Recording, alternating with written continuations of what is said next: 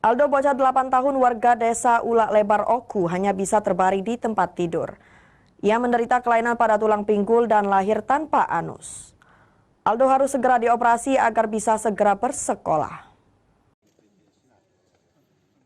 Pejabat Bupati Oku Teddy Melwansyah yang menghadiri pembukaan musrenbang di Kecamatan Ulu Ogan langsung mendatangi kediaman orang tua Aldo di desa Ulak Lebar Kecamatan Ulu Ogan, Oku. Teddy melihat langsung kondisi Aldo setelah mendengar informasi tentang Aldo dari kepala desa setempat. Aldo bocah 8 tahun sejak lahir menderita kelainan pada tulang dan organ kencing di luar tubuh atau tak memiliki anus. Aldo sudah dioperasi 1 kali dan masih membutuhkan 2 kali operasi lagi.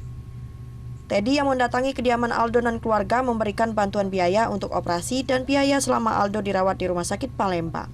Kami minta dibantulah, karena kami tidak mampu untuk membiayai anak kami berobat, Pak.